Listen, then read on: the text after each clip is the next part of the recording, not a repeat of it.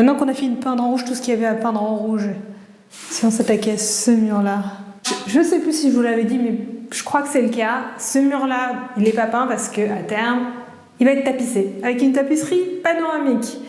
Alors je vais même me rapprocher pour que vous puissiez voir en détail l'aperçu de la pâtisserie. La tapisserie, c'est plutôt une jungle, beaucoup de vert, et donc c'est des couleurs qui sont assez complémentaires avec le rouge actuel.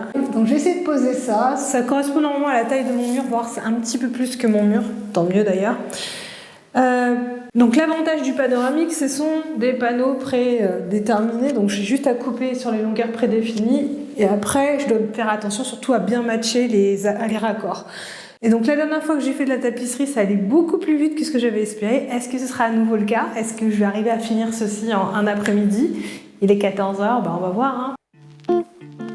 Quelques précisions concernant ce papier peint. Il m'a coûté la coquette somme de 89 €. Alors je sais pas si c'est cher pour un panoramique, mais pour moi, psychologiquement, me dire que j'ai mis 89 € juste pour un seul de mes murs, et j'ose même pas comptabiliser derrière toute la peinture.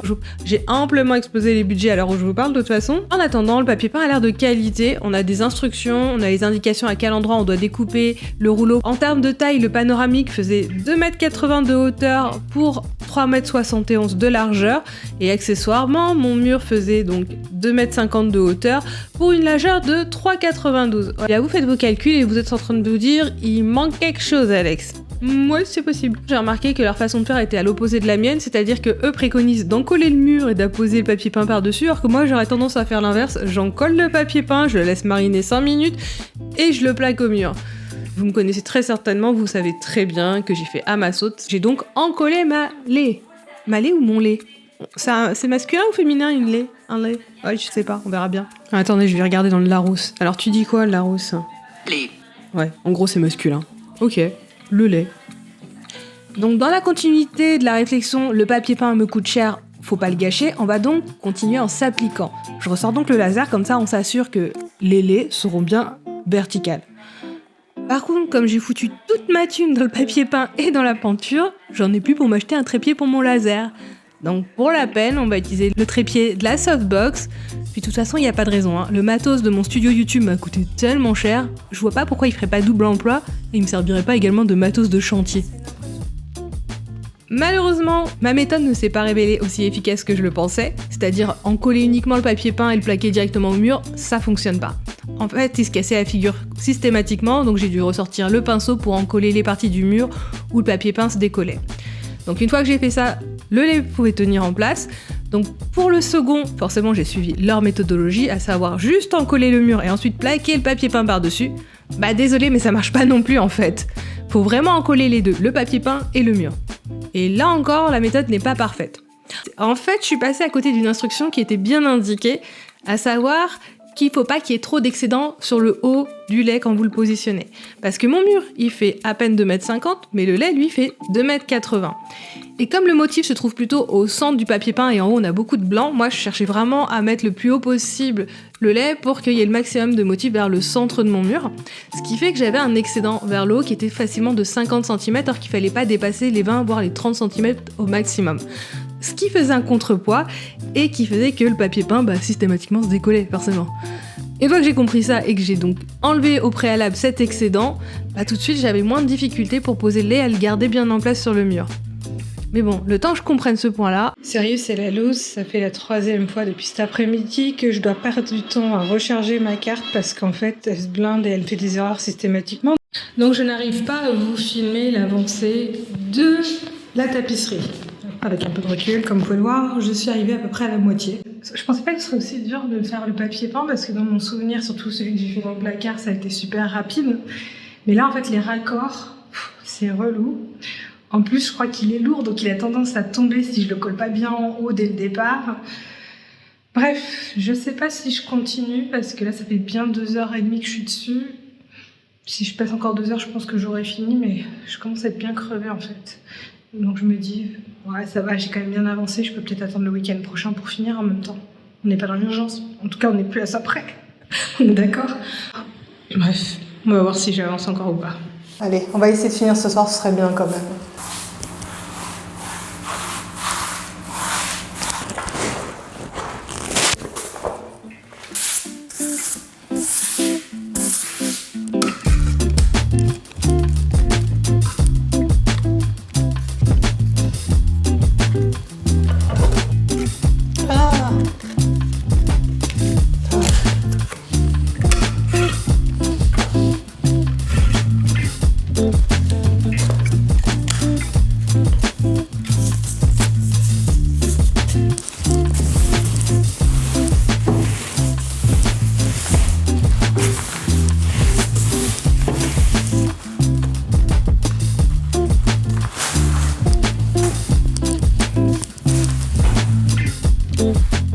Dans un souci d'industrialisation et d'efficacité, je me suis dit, allez Alex, viens, on va faire au plus simple, tu vas commencer à pré-découper tes laits, tu vas également couper l'excédent, comme ça on n'aura plus qu'à en coller directement et à poser les laits et on passe à la suivante. C'est donc effectivement ce que j'ai fait, sur l'avant-dernière lait, je l'ai posé, tout s'est bien passé. Bien sûr, au moment d'arriver à la dernière, j'avais carrément oublié que j'avais déjà découpé l'excédent et qu'est-ce que j'ai fait ? Bah oui, je l'ai recoupé une seconde fois, ce qui veut dire que je me retrouve avec une lait trop courte. Bon, la bonne nouvelle, dans ma précipitation, j'avais pas jeté l'excédent que je venais de découper, donc il m'a suffi de le reposer juste au-dessus. Parce qu'on était dans la partie blanche, donc poser bord à bord, ça se voit pratiquement pas. Comme vous le remarquez probablement à l'écran, il manque quelque chose sur la droite, hein.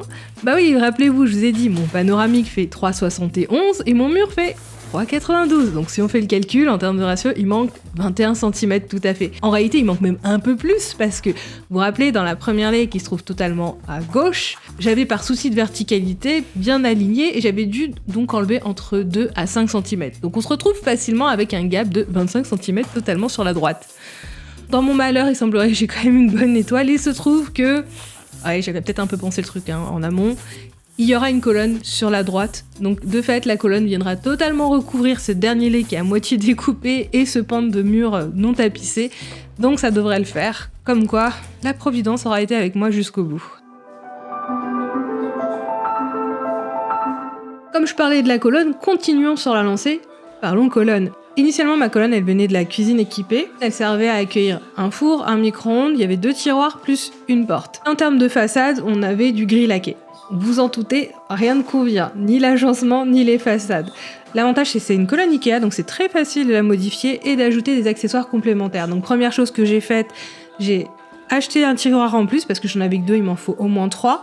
Également des étagères, et surtout j'ai racheté plein de façades. Donc 3 pour les tiroirs et 2 portes. Alors pour les façades, je me suis fait plaisir, j'ai pas pris des portes simples toutes plates, mais bien sûr avec des moulures, avec un effet veiné. Alors par contre, je sais pas si c'est un vrai veinage ou c'est un revêtement. Dans le doute, comme j'ai l'intention que ma colonne soit assortie à mon atelier, donc rouge également, ça veut dire que je vais les peindre, j'ai posé un primaire d'accrochage. Comme ça, pas de risque que ça s'écaille dans le temps.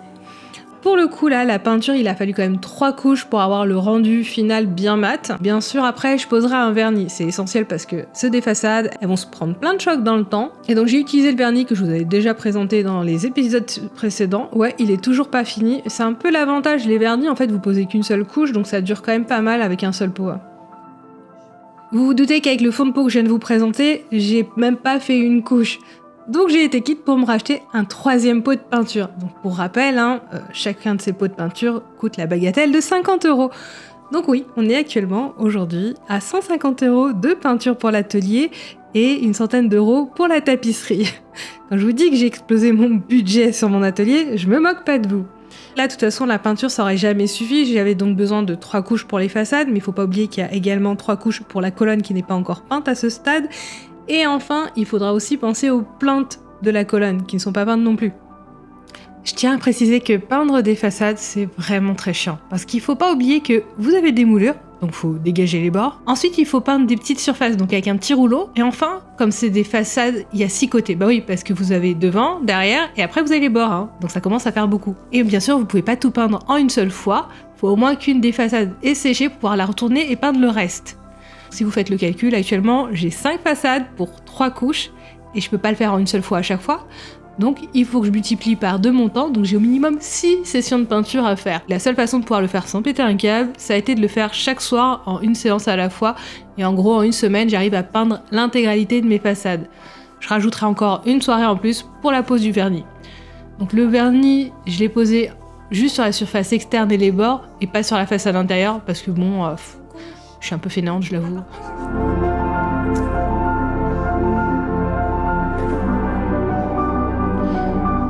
Entre 2 couches de peinture qui séchaient et pendant ma pause déjeuner en télétravail, j'ai décidé de m'occuper de ma colonne et de la monter sur pied. On s'occupe comme on peut pendant sa pause déj quand on est chez soi, hein. Autant vous dire, c'était une opération qui était assez compliquée et avec le recul, je dirais qu'elle était complètement inutile. L'objectif, c'était de pouvoir installer la colonne sur pied pour ensuite pouvoir plaquer des plinthes, ce qui permettrait d'avoir un rendu plus clean. Alors bien entendu, j'étais toute seule pour soulever cette colonne. Elle avait beau être vide, je vous assure, c'est pas léger. Ça pèse un âne mort, cette affaire. En plus, c'est complètement instable parce que j'avais pas de fond. Du coup, la structure, elle bougeait dans tous les sens. J'avais l'impression qu'elle allait se casser à tout moment. Coup de bol, c'est pas le cas. Quoi qu'il en soit, j'y suis arrivée sans me faire mal parce qu'en fait, je me suis aidée de ces petits coussins gonfleurs. C'est très pratique. Dommage, ça va pas au-delà de 5 cm, alors que mes pieds allaient jusqu'à 9 cm, donc j'ai un petit peu dû bricoler, mais j'ai réussi à monter donc les 4 pieds sous ma colonne.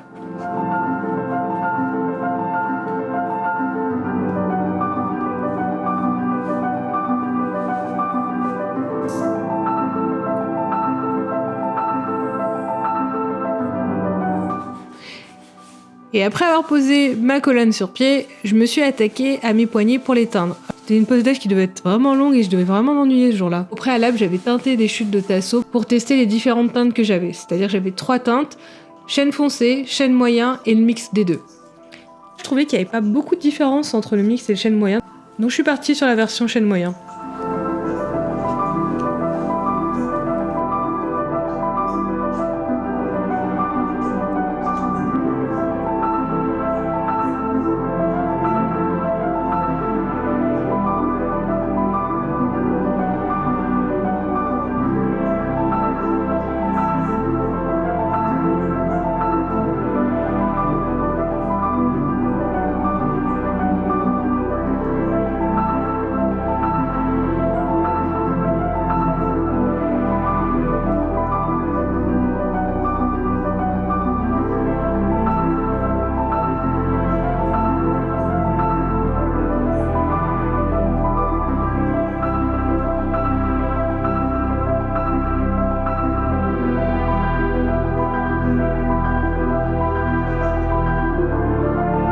On se retrouve une semaine plus tard, après avoir posé le vernis. J'ai intentionnellement attendu une semaine pour m'assurer que le vernis allait bien durcir définitivement, parce que là on passe sur une étape où je vais devoir démonter les anciennes façades des tiroirs et installer les nouvelles.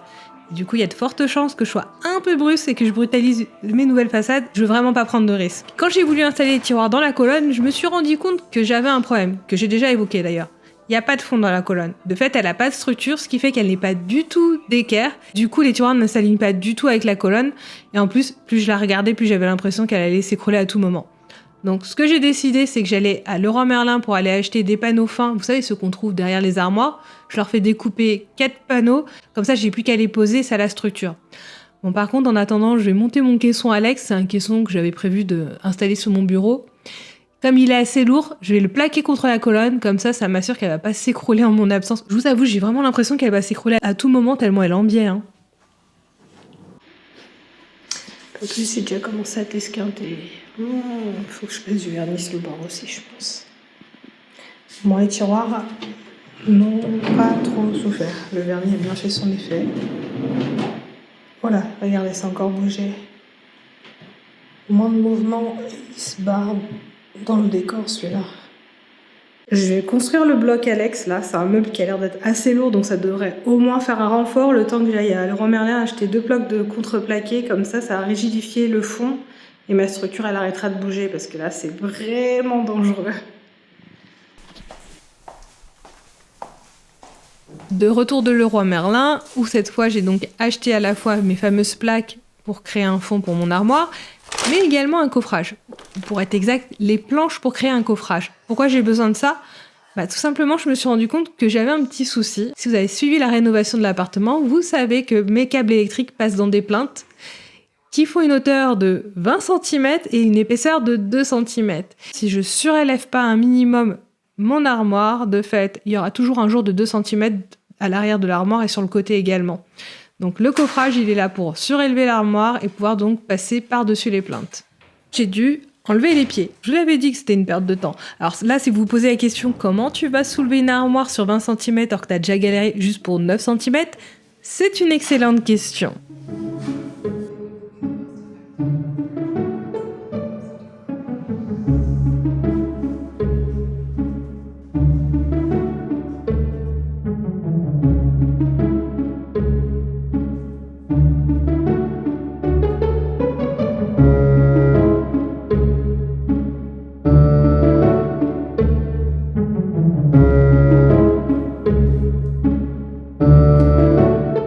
On se retrouve le lendemain, j'ai décidé que ce serait une journée dédiée aux finitions. On va déjà commencer en installant tout simplement les poignées, elles ont fini par sécher, donc il n'y a plus qu'à les visser. Ensuite, je vais m'attaquer à un autre problème que je ne vous ai pas encore cité à ce stade, mais qui est lié à la tapisserie. En fait, quand j'avais installé ma tapisserie, je m'étais dit, au cas où il y a des endroits où les angles du mur et du plafond ne se rejoignent pas parfaitement, je vais mettre un liseré rouge, donc c'est pour ça que j'avais fait donc, tous les angles en rouge, pour avoir une bordure rouge nette. Sauf qu'en réalité, aucun de mes laits n'est exactement à la même hauteur, donc ça ne fait pas une liseré régulier, mais au contraire quelque chose de pas très très clean. Donc je me suis dit, la meilleure façon c'est de mettre tout simplement une moulure et de la peindre en blanc. Initialement je m'étais dit, ça tombe bien, il me reste des moulures, celles de mes plaintes électriques. Très vite je me suis rendu compte que cette moulure elle est en bois, et l'air de rien elle est quand même un peu lourde, et donc elle ne tiendra pas juste avec de la colle, donc le seul moyen de la faire tenir en attendant que la colle sèche, ce serait de la clouer, sauf que j'ai rien qui est adapté pour du béton. Donc j'ai fini par abandonner cette idée et je me suis dit je vais plutôt faire un trompe-l'œil, c'est-à-dire que je vais poser un scotch de peinture le long de la laise juste au niveau de l'angle du mur et je vais peindre en blanc tout ce qui dépasse de ce scotch, ce qui permettra de faire un trompe-l'œil comme si donc le plafond continuait un petit peu plus bas, et comme ça on a surtout un liseré qui est vraiment régulier tout le long de la tapisserie panoramique. Il faudra 2 couches, donc entre 2 couches, j'en ai profité pour monter mon coffrage. Rien de très compliqué, c'est juste 5 planches en bois qu'il faut assembler ensemble en faisant attention qu'elles soient bien d'équerre. Et une fois que c'est assemblé, un petit coup de peinture, parce que n'oublions pas, il faut que ça se fonde dans le décor avec la colonne. Et on est bon.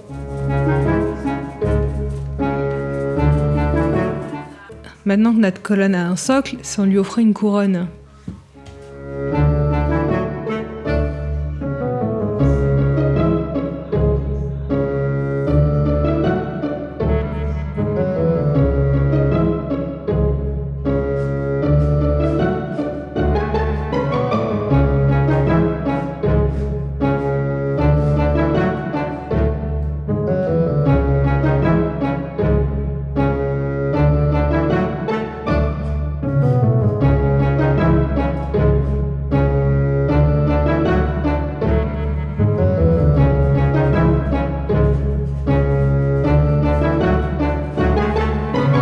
La Plantica étant vernie, je vais devoir l'égrainer au maximum pour que ma peinture puisse tenir.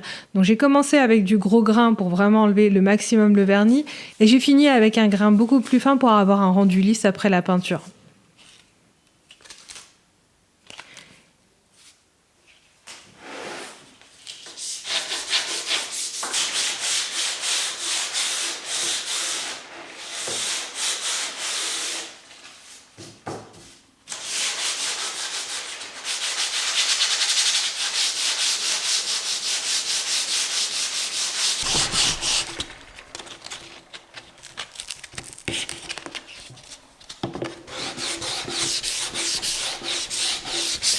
Mais avant de passer à la peinture, on va vérifier que je ne me suis pas plantée dans les mesures.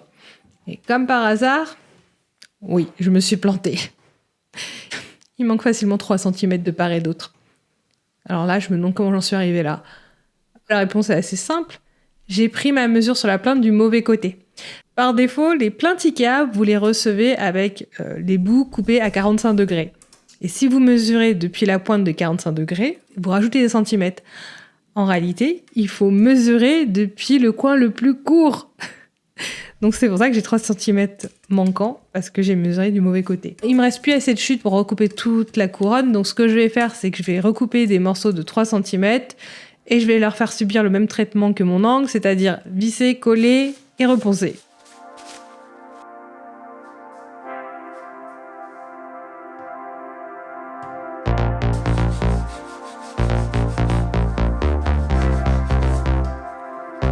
Cet après-midi, je m'occupe de la planche. Je finaliserai également ma moulure que vous voyez pas parce qu'elle est en plein dans la lumière, mais en gros, c'est finir de reboucher et de la peindre. J'aviserai est-ce qu'il faut une 3e couche ou pas. J'ai pas l'impression que ce soit nécessaire. Et enfin, alors là, il faudra vérifier est-ce que j'ai la quincaillerie pour. Mais au niveau des portes, il me faut donc que je les installe.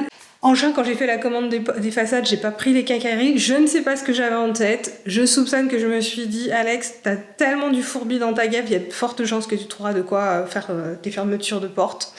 Donc faut que je vérifie ça. Et si c'est pas le cas, bah de toute façon, comme demain, je vais sur Paris pour faire mon brunch, ce sera peut-être l'occasion pour faire un petit détour par Ikea pour acheter ce qui me manquera. Éventuellement prendre un cric, parce que je devais initialement prendre un cric, j'ai oublié de le faire. Je me vois pas soulever cette colonne là, même à vide, hein, sur 20 cm de hauteur. Donc je pense qu'il faut au moins un cric si je veux pas complètement la défoncer à nouveau au moment où je la déplace. Moment de vérité, est-ce que c'était une idée lumineuse ou une idée foireuse? Alors, je vais lâcher un peu plus.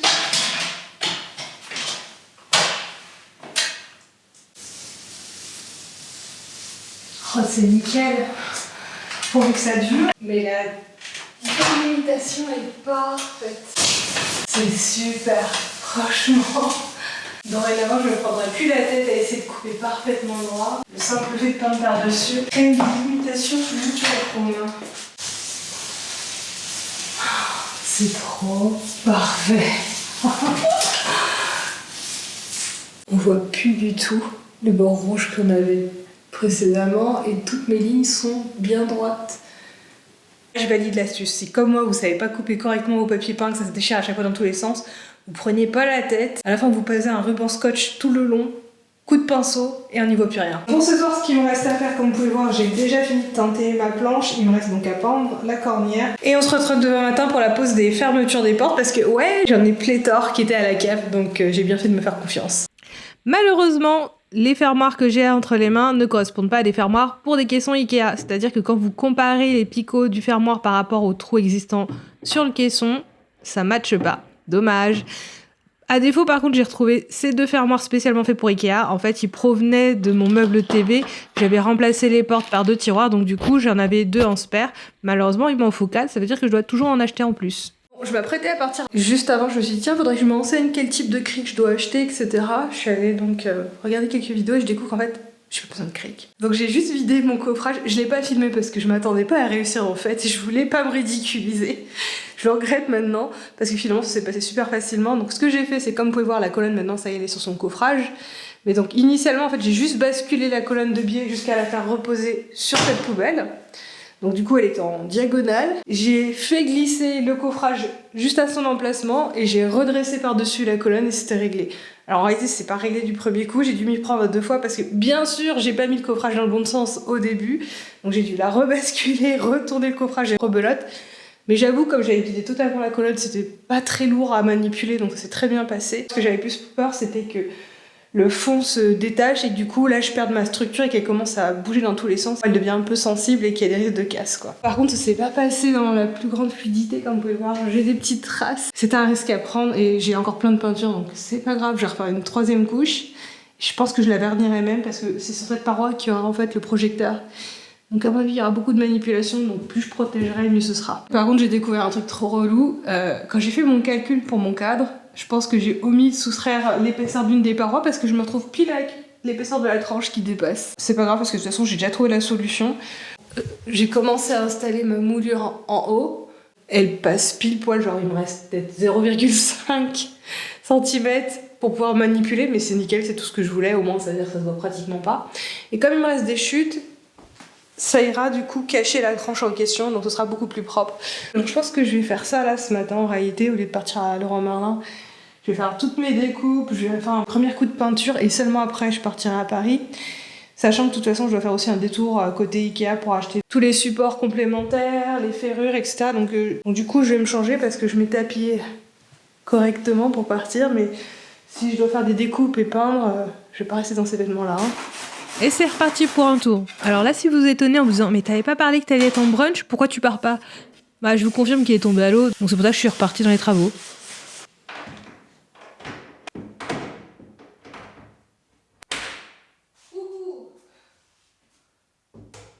Il est 13h04.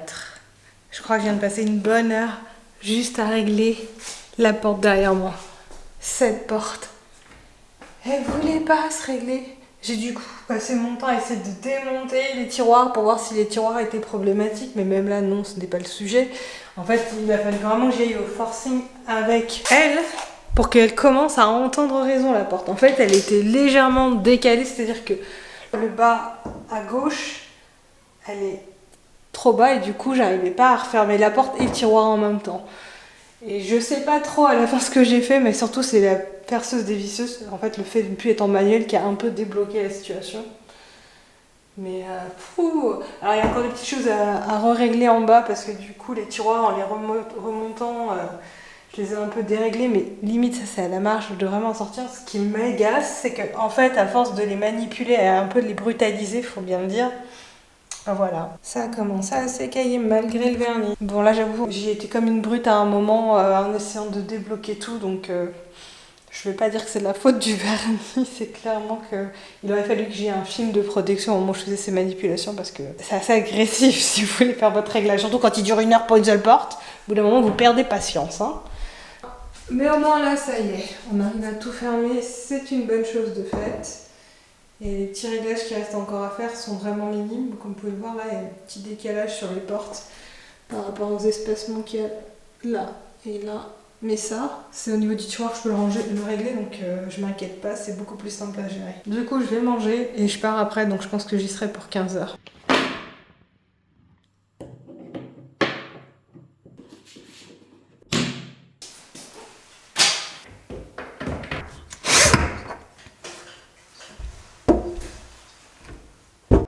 Et c'est parti, adjustment time! Pour votre information, on est quand même là à 1547,13% d'accéléré. Ouais, et c'est juste une seule porte. Je vous l'ai dit, c'est un gros délire ces ajustements.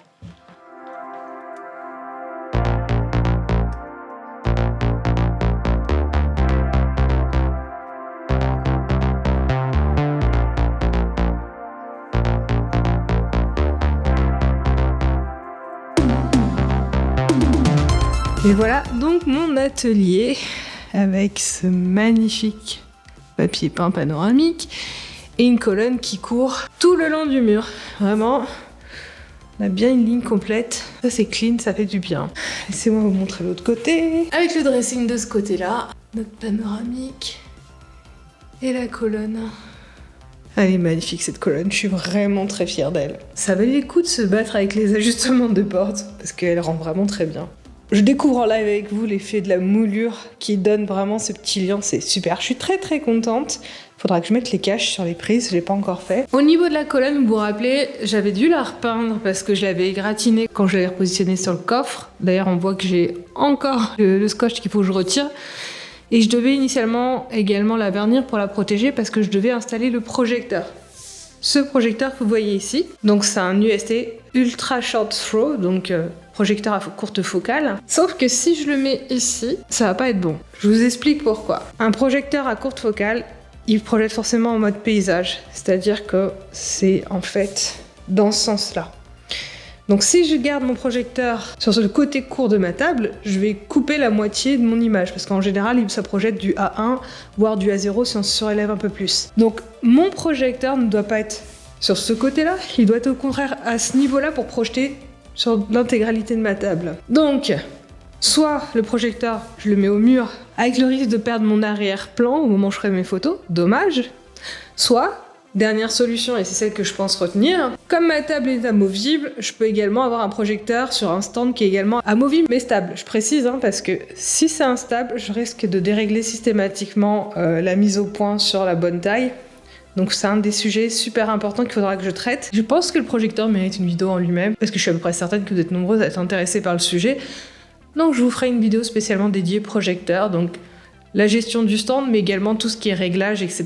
Test du projecteur avec un projet à découper pour vous montrer comment ça se passe. Pour celles qui n'ont pas envie de patienter, sachez que j'avais déjà fait une vidéo sur un projecteur. C'était pas le même projecteur, c'en était un qui était avec une focale classique, c'est-à-dire que je mettais au plafond. Si ça vous intéresse, je vous mets la vidéo à ce niveau-là. Par contre, cette vidéo date, ça veut dire que le système de calibrage que j'ai utilisé à l'époque est devenu obsolète parce que maintenant il y a des façons de faire qui sont beaucoup plus simples.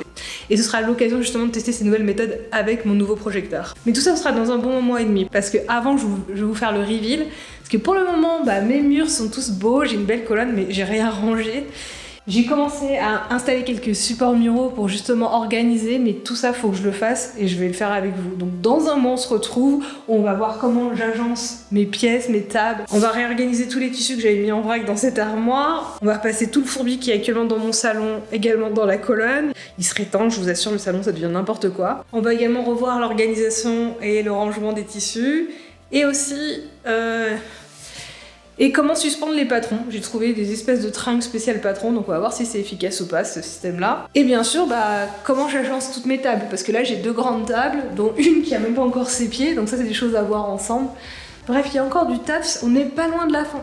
Ce sera pour dans un mois, mais avant ça, je vous retrouve dans 2 semaines où je vous propose un podcast où je vous présente en fait toutes mes créations que j'ai fait off caméra ces derniers mois. Sur ce, je vous fais des bisous et on se voit très rapidement. Bisous!